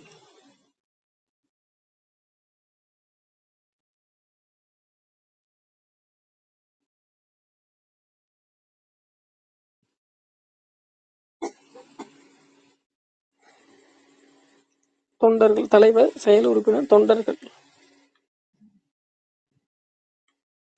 அரசியல் கட்சிகள் மக்களாட்சியின் முதுகெலும்பு எனலாம் அப்படின்னு இருப்பாங்க.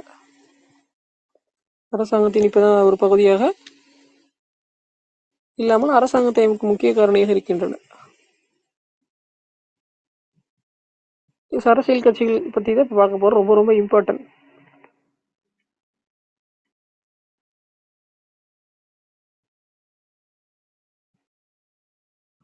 அதான் உங்களுக்கு தெரியும் என்னது அப்படின்னா,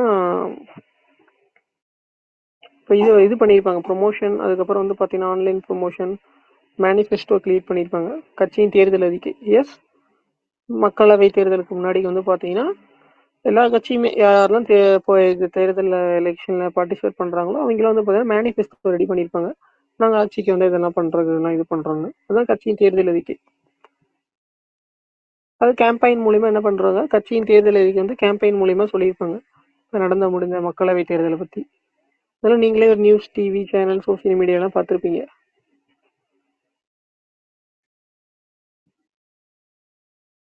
அடுத்து வந்து பார்த்தீங்கன்னா கட்சி முறையின் வகைகள். Single party system, dual party system, பல கட்சி முறை, இந்தியாவுடைய அரசியல் கட்சி முறை எப்படி இருக்குது அப்படின்னு சொல்லி பார்க்க போகிறோம்.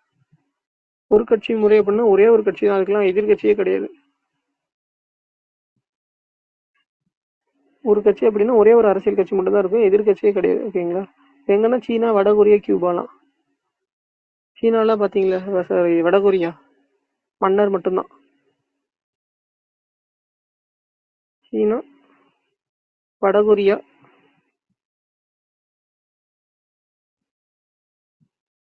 கியூபா, இங்கெல்லாம் வந்து பார்த்தீங்கன்னா ஒரே ஒரு கட்சி தான், எதிர்கட்சிலாம் கிடையாது.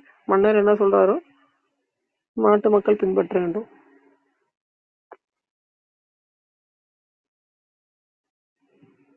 சீனா, வடகொரியா, கியூபா இதெல்லாம் வந்து ஒரே ஒரு கட்சி தான், இங்கெல்லாம் எதிர்கட்சியே கிடையாது. இரு கட்சி அப்படின்னா ஒன்று எதிர்கட்சி, இன்னொன்று ஆளுங்கட்சி, ஒன்று எதிர்கட்சி. ரூலிங் பார்ட்டி, இன்னும் ஆப்போசிட் பார்ட்டி. ரெண்டாவது ரெண்டு கட்சி, இரு கட்சி முறை.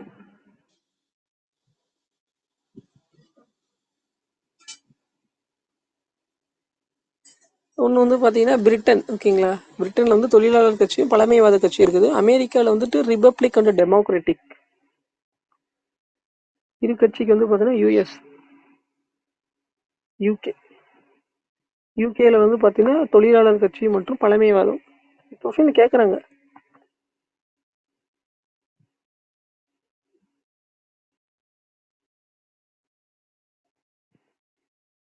ஆளுங்கட்சி, எதிர்கட்சி மட்டும்தான். ஒன்று வந்து தொழிலாளர் மற்றும் பழமைவாத கட்சி. யூஎஸ்ல வந்து பார்த்தீங்கன்னா குடியரசு மற்றும் ஜனநாயகம், ரிபப்ளிக்.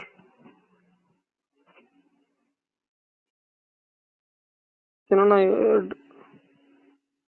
யூஎஸ்ல பாருங்க, குடியரசு கட்சி சார்பாக தேர்தல் யாரு போன்ற ட்ரம்பா நடத்துறாங்கப்பா.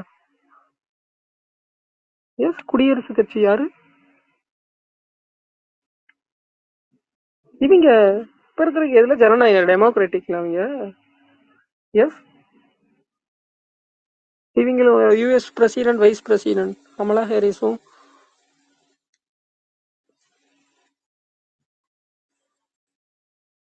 யூஎஸ்ல வந்து பாத்தீங்கன்னா குடியரசு ஜனநாயக கட்சி, யூகேல வந்து தொழிலாளர் பழமைவாத கட்சி.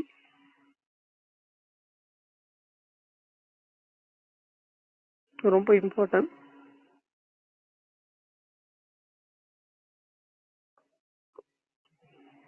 இன்னைக்கு பாருங்க, யூஎஸ் டாலருக்கு நிகராக நம்மளோட பிரைஸ் 83 பாயிண்ட் சம்திங் நினைக்கிறேன். எஸ், யூஎஸ் உடைய ஃபெடரல் கோர்ட் தெரியுங்களா? இங்கதான் வந்து ஃபெடரல் கோர்ட்டுங்க மாதிரி sir, federal bank, fed bank. US fed bank வந்து பாத்தீங்கன்னா இப்ப ரீசெண்டா ஏதோ இது பண்ணிருப்பாங்க. பட் அவங்க இன்ஃபிளேஷன் இது பண்றதுக்கு ஏதோ இன்ட்ரெஸ்ட் இன்க்ரீஸ் பண்ணாங்களா டிக்ரீஸ் பண்ணாங்கன்னு தெரியல. ஆல்ரெடி இன்க்ரீஸ் பண்ணியிருக்கிறாங்க. இவங்க டிக்ரீஸ் பண்ணா பிரைஸ் இன்க்ரீஸ் ஆகும்னு சொல்லியிருக்கிறாங்க. சவுதி கூட இப்போ ஏதோ இது பண்ணியிருப்பாங்க. சவுதி அரேபியா பார்த்தீங்கன்னா நியூஸ்ல அவங்க பெட்ரோல் டீசல் வந்து பார்த்தீங்கன்னா இதுக்கப்புறம் அவங்களே கரன்சி டிஃபைன் பண்ணி கொடுக்குறேன் அப்படின்ட்டு இருக்கிறாங்க. வெயிட் பண்ணி தான் பார்க்கணும். இப்போ எல்லாருமே வந்து பார்த்தீங்கன்னா யூஎஸ் தான் வந்து பார்த்தீங்கன்னா இந்தியா இங்கே இருக்குது அப்படின்னா இது யூஎஸ், சீனா இங்கே இருக்குது, ரஷ்யா இங்கே இருக்குது அப்படின்னா வச்சுங்க. எப்படி எல்லாமே வந்து பார்த்தீங்கன்னா எல்லாமே எதுக்கு கன்வெர்ட் பண்ணணும்? டாலருக்கு கன்வெர்ட் பண்ணி தான் நீங்கள் என்ன பண்ணணும்? டாலர் கன்வெர்ட் பண்ணி தான் நீங்கள் மற்ற நாட்டோட பர்ச்சேஸ் பண்ணுற மாதிரி இருக்குது. அதை கன்வெர்ட் பண்ணி தான் வந்து பார்த்தீங்கன்னா நீங்கள் ரஷ்யா சீனாவோட நம்ம வர்த்தகம் அமைப்போம். இப்போ வந்து பார்த்தீங்கன்னா இப்போ போன டைம் கூட இதே கவர்மெண்ட் இந்தியா வந்து பார்த்தீங்கன்னா டைரெக்டாக வந்து பார்த்தீங்கன்னா டாலராக சேஞ்ச் பண்ணாமல் ரஷ்யாவுடைய அப்படியே சேஞ்ச் பண்ணுற மாதிரி ஏதோ ஒன்று சொல்லியிருந்தாங்க. அது 2 ஒர்க்கு அப்படிங்கிறதுனால ஸோ டாலராக கன்வெர்ட் பண்ணி ஆர்பிஐ இங்கே இருக்கிறாங்க அப்படின்னா அவங்க டாலராக கன்வெர்ட் பண்ணி அதுக்கப்புறம் ரஷ்யாவுக்கு அதான் அவங்க கரன்சிக்கு சேஞ்ச் பண்ணணும். டைரெக்டாகவே இதை சேஞ்ச் பண்ணுற மாதிரி ஒன்று கொண்டு வந்துருக்குறாங்க. இதை பார்ப்போம் பின்னாடி எக்கனாமிக்ஸில். அடுத்து பல கட்சி முறை. இந்தியாவில் வந்து பார்த்தீங்கன்னா தெரியும் பல கட்சி முறை. நிறைய கட்சி இந்தியாவில் இருக்குது. புதுசாக கட்சியும் தோற்றுவிப்பார்கள். இந்தியாவில் வந்து பார்த்தீங்கன்னா உங்களுக்கே தெரியும் டெமோக்ராட்டிக் கண்ட்ரி.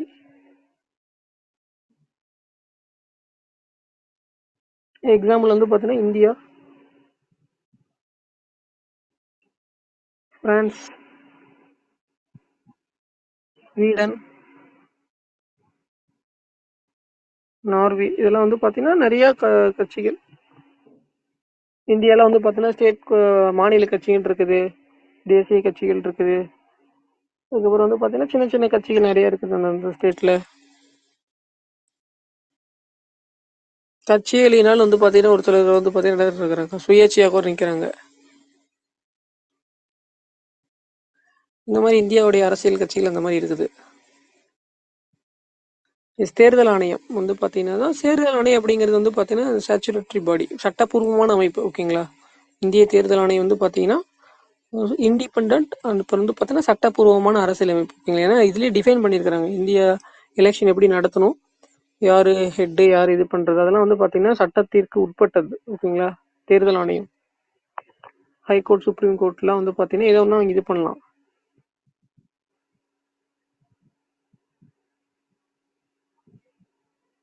தேர்தல் ஆணையங்கிறது சட்டப்பூர்வமான அமைப்பு. இதெல்லாம் வந்து எலெக்ஷன்லேயே இதுலேயே சொல்லியிருக்கிறாங்க கான்ஸ்டிடியூஷன்லேயே.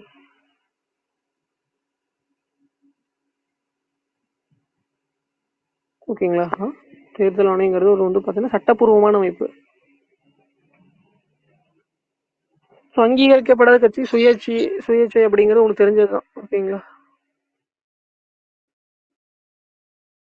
அந்த நேஷனல் கட்சி பற்றி கொஞ்சம் நாளைக்கு இன்னும் கொஞ்சம் ப்ரீஃபாக பார்க்கலாம். இதை மட்டும் முடிச்சு விட்டுறலாம். ஒரு வெயிட் பண்ணுங்க. தேர்தல் குழு சின்னங்கள். இப்போ ஒவ்வொரு கட்சிக்கு வந்து பார்த்தீங்கன்னா உங்களுக்கே தெரியும் சின்ன ஒதுக்கீடு செய்வார்கள். ஓகேங்களா? அங்கீகரிக்கப்படாத கட்சிக்கெல்லாம் எலெக்ஷன் கமிஷனே என்ன பண்ணுவாங்க, உங்களுக்கு இதுதான் சின்னம் அப்படிம்பாங்க. அந்த சின்னத்தை தான் நம்ம வாங்கிட்டு வரணும். ஸோ அது இன்னிலிருந்து தேர்தல் ஆணையமே வந்து பார்த்தீங்கன்னா உங்களுக்கு ஒதுக்கப்பட்ட சின்னம் ஒதுக்கப்படாத சின்னம் அப்படின்னு டிஃபைன் பண்ணிக்கிறாங்க. அப்படின்னா ஒதுக்கப்பட்ட சின்னம் அப்படின்னா உங்களுக்கு அங்கீகரிக்கப்பட்ட கட்சிக்கெல்லாம் வந்து பார்த்தீங்கன்னா நம்ம கேட்கறது தான். அங்கீகரிக்கப்படாத கட்சியெல்லாம் வந்து பார்த்தீங்கன்னா அவங்க கொடுக்கறது தான். 1968 வந்து பார்த்தீங்கன்னா சின்னம் தேர்தல் குழு சின்னம் கொடுக்குறாங்க. ஏன்னா ஒரு மாநில கட்சி அப்படின்னா நீங்க எடுத்துக்கலாம். ஒரு தேசிய கட்சி அப்படின்னா சின்னம் நீங்க சூஸ் பண்ணிக்கலாம். ஓகேங்களா? இல்லை அப்படின்னா சும்மா சுயேட்சை வேட்பாளராக நின்றுக்கிட்டு எனக்கு வந்துட்டு இந்த இது கொடுன்னா கொடுக்க மாட்டாங்க. மாநில கட்சி அந்தஸ்து வேணும் அப்படின்னா அதனுடைய ரூல்ஸ் அண்ட் ரெகுலேஷனை பார்ப்போம். மாநில கட்சின்னு எடுத்துமே அந்தஸ்து எப்படி வாங்குறது, ஒரு தேசிய கட்சி எப்படி அப்படிங்கிறதெல்லாம் பார்ப்போம். எஸ், எலெக்ஷன் கமிஷனே வந்து பார்த்தீங்கன்னா இதில் வந்து பார்த்தீங்கன்னா கொடுப்பாங்க என்ன சின்னம் அப்படின்னு சொல்லிட்டு. அதில் இப்போ ரீசெண்டாக ஒரு கொஸ்டின் கேட்டிருந்தாங்களே, யானை இது பண்ண மாட்டாங்களா? யானையும் இந்த பாயிண்ட்ல இந்த படிச்சு எந்த புக்ல சொன்னாங்க? இதே 2க்கு வந்து விதிவிலக்கு கொடுத்துருக்குறாங்க.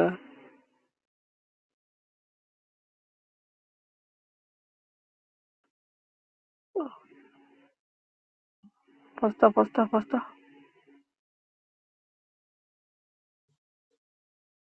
தேர்தல் ஆணையம். ஓகேங்களா? தேர்தல் சின்னம் அப்படிங்கிறது வந்து பார்த்தீங்கன்னா அங்கீகரிக்கப்பட்ட கொடுக்குறாங்க. இல்லாத அங்கீகரிக்கப்படாத கட்சிக்கு சுயேட்சைக்கெல்லாம் வந்து பார்த்தீங்கன்னா கவர்மெண்ட் தேர்தல் ஆணையம் தான் இந்த சின்னம் அப்படின்னு சொல்லுவாங்க. ஓகேங்களா? தேர்தல் ஆணையம் வந்து பார்த்தீங்கன்னா விலங்குகளின் சின்னங்களை வழங்குவதை நிறுத்தியுள்ளது.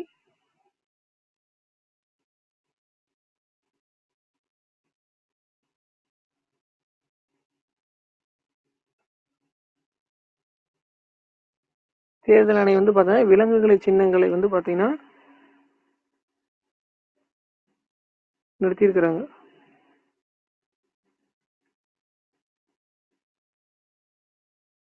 பட் 2 இதுக்கு மட்டும் கொடுத்துருக்குறாங்க. எந்தெந்த இது விலங்கு யானை சிங்கத்துக்கு மட்டும் வந்து பார்த்தீங்கன்னா விதிவிலக்காக யானை சிங்கம் மட்டும் சின்னங்களாக வழங்கியிருக்கிறேன் அப்படின்ட்டு இருக்கிறாங்க. எதுக்கு வந்து எக்ஸம்ஷன் எது அப்படின்னா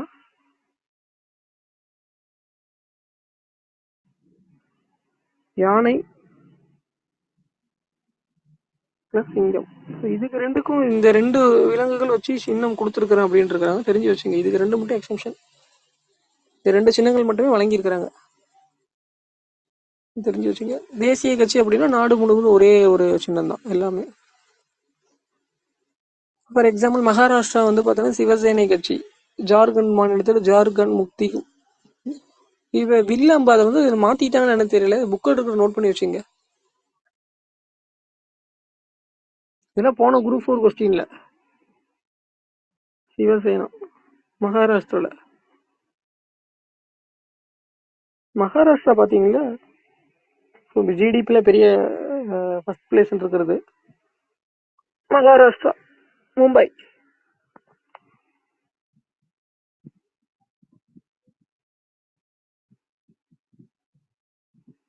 சிவசேனை கட்சிக்கு வந்து பாத்தீங்கன்னா என்ன சின்னம் ஒதுக்கிட்டு அப்படின்னாங்களா வில்லு.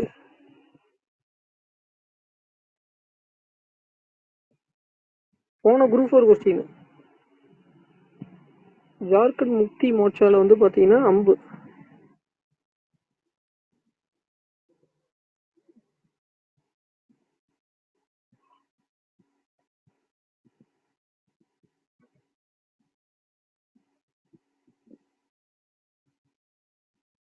தெரிஞ்சு வச்சுங்க.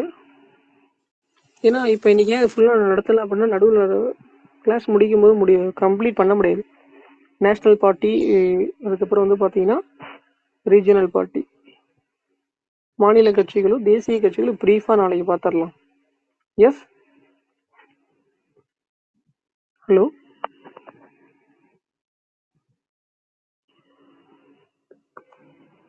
நோட் பண்ணிட்டீங்களா முருகன்? நோட் பண்ணிட்டேன். இப்போ மீதி இருக்கிற பார்ட் நாளைக்கு பார்க்கலாம். தமிழ் நாளைக்கு 2 யூனிட் டெஸ்ட்டு. ஃபுல்லாக கம்ப்ளீட் பண்ணிட்டு வந்துருங்க. என்னோட லிங்க்கை நான் யூடியூப்லேயும் ஷேர் பண்ணுறேன், குரூப்பில் வந்து இந்த ஜியோ மீட்லேயும் ஷேர் பண்ணுறேன் இனிமேட்டா. தமிழ் நாளைக்கா சார்? தமிழ் நாளைக்கு வந்து பார்த்தீங்கன்னா அடுத்த 2 யூனிட் டெஸ்ட்டு. ஓகே ஓகேங்களா? தமிழ் அடுத்தது 2 யூனிட் டெஸ்ட்டு. மீதி இருக்கிறது வந்து பார்த்தீங்கன்னா இதை ஃபாலோ பண்ணிட்டே வாங்க. இதனோட லிங்க்கை நான் குரூப் யூடியூப்லேயும் ஷேர் பண்ணி கொடுக்குறேன், ப்ளஸ் இதுலேயும் ஜியோ மீட்லேயும் ஷேர் பண்ணி கொடுக்குறேன். ஓகேங்க சார். இதில் உங்களுக்கு ஓப்பன் ஆகுது, அதில் ஓப்பன் பண்ணி பார்த்துங்க. Okay sir, thank you.